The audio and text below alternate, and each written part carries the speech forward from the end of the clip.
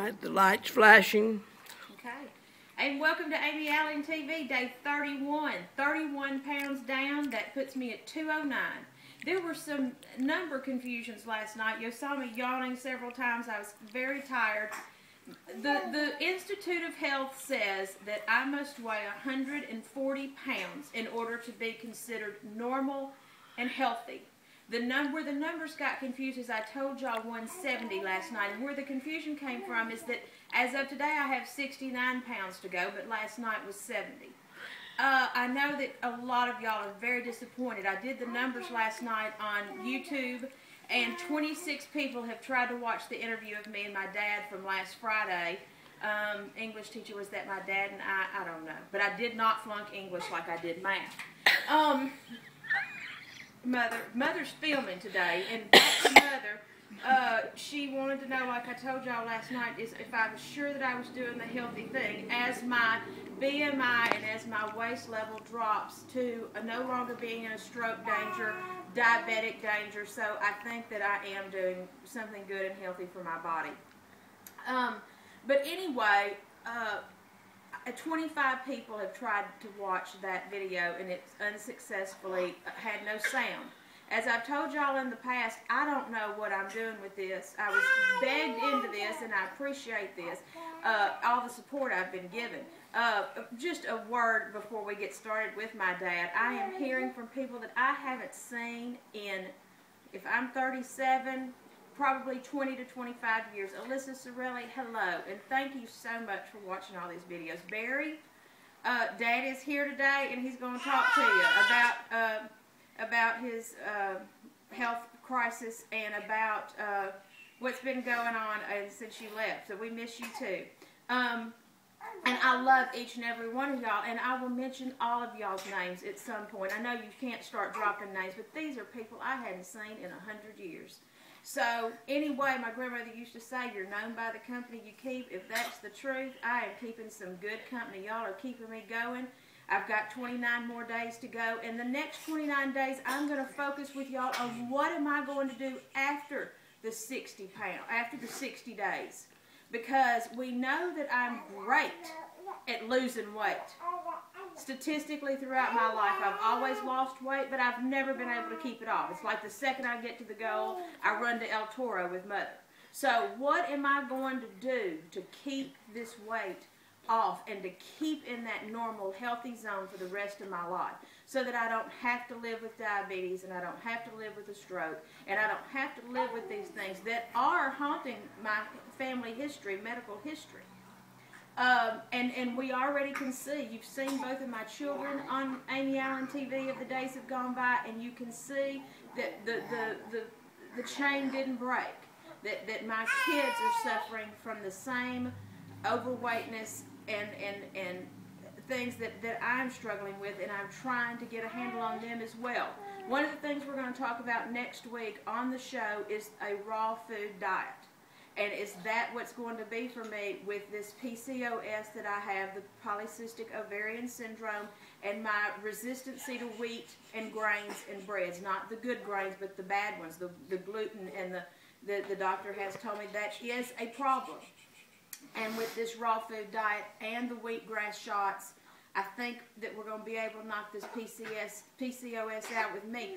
But what are we going to do with Josie, who at age, she'll be 11 next Wednesday?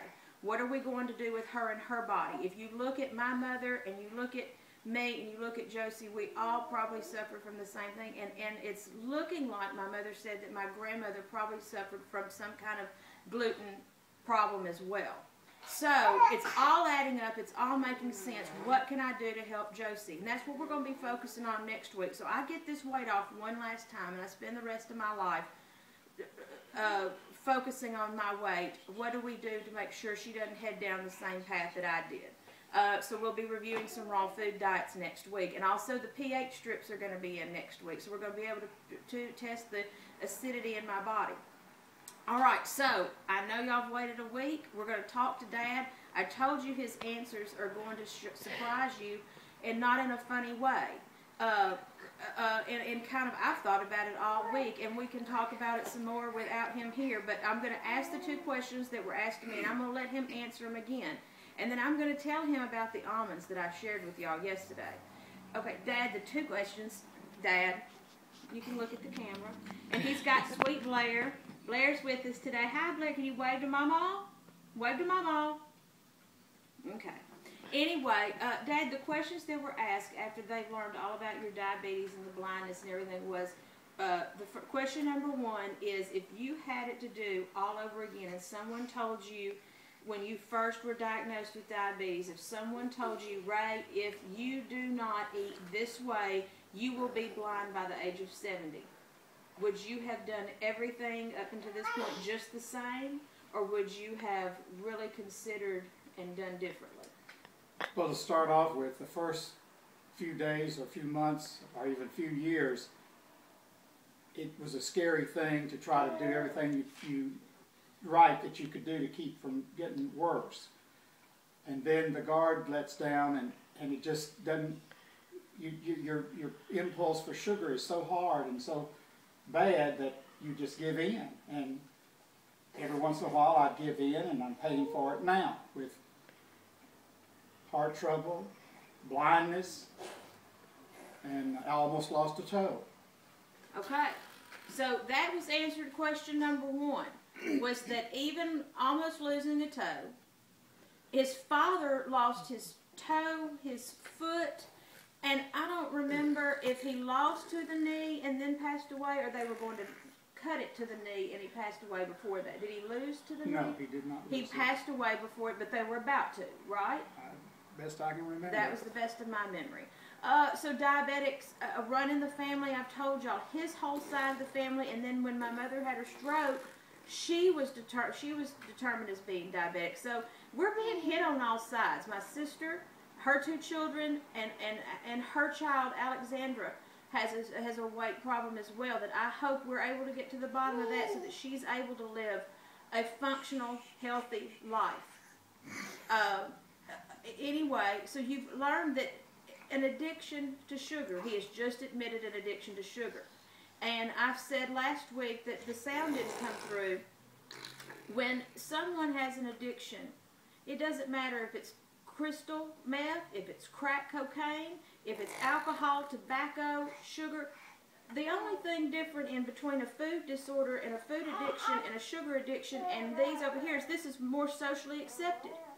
Someone will sit and eat 2 pieces of pie with Dad while he has 2 pieces of pie and talk about a cocaine act while they do it. There's no difference. No difference. Just one's illegal and one's not. An addiction is any time you put a substance in your body to calm something inside of you that needs to be altered, that you feel needs to be altered. That's an addiction. I feel sorry for everyone who suffers from these things. Dad, the second question is that they wanted to know is I think I expressed on TV that your favorites are chocolate chip cookies, and I was telling them about the time, anytime Mother would leave, we would run in there and grab cookie dough and put it in the microwave. We never could figure out because the microwave burned it, but we couldn't wait to get in there and eat all of her cookie dough. But his weaknesses are creme brulee, chocolate cake, anything, buttermilk pie, anything sweet like that. Their question is in your blindness, do you even remember what those things tasted like? Today, do you remember, would you do it again today, even blind? Probably, because it's a withdrawal thing. Once you get addicted to it, I have sugar withdrawals. Headaches? Oh, I have the works, you know, and knowing that it's going to do something to me, I may eat just a bite or 2 of it, but I've got to have a little bit. So, it's bad. So, okay, those are the answers to the 2 questions. Blindness, it's kind of like a cigarette smoker being told they're going to get lung cancer and saying, I'm going to put a cigarette in my grave because I'm going to smoke till I die. I've heard that before. I feel like for me, I wouldn't call anything I have an addiction. I would call what I do over abundance of everything. Like I can't just, if I have 1 beer, I want 30 beers. Has nothing to do with getting drunk or anything like that. I very seldom do. Everything has to be in abundance to me. If I want a ribeye, I want a 20-ounce ribeye. So mine is more of a self-control thing than an addiction. So I have overcome some withdrawal things through this fast, but it hadn't been over anything like that. It's been over my body was toxic. I've talked for 10 minutes. YouTube gives you 15, Mother, but thank you so much. And I don't have anything else to say today. You've heard Dad's words. If you have anything else to say to Dad, just send them to me, and we will.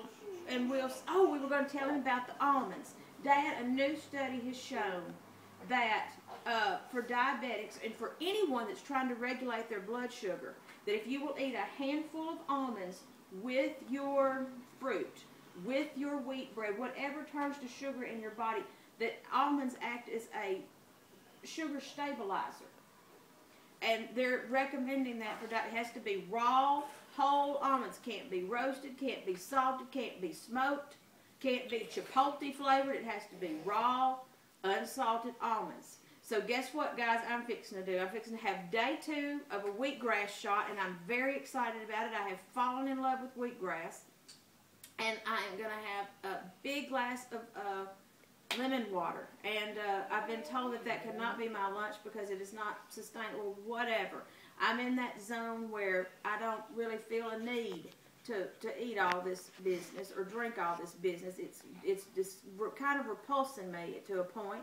And I want that for lunch, and then for dinner, I want my berry drink with my blackberries, my blueberries, my raspberries, and my strawberries, and that sounds lovely to me, and I'll sip on that all throughout Cotillion. I'm leaving y'all with this. Last night I told y'all one of the biggest changes were my boots, and that I could not wear these boots when I purchased them, but I thought they're so beautiful, I'll just get them stretched. Here they are. They're on. They slip on. They slip off. They're hand-woven leather, and I'm very proud of them. Very beautiful. I have Country Western Cotillion tonight. Cannot wait. It's my favorite time of the month. For AmyAllenTV, day 31, 31 pounds, 209. I'm 5 pounds away from just being obese instead of severely obese. So, Mother, don't worry about me. Good day. She doesn't know how to turn it off. Bye.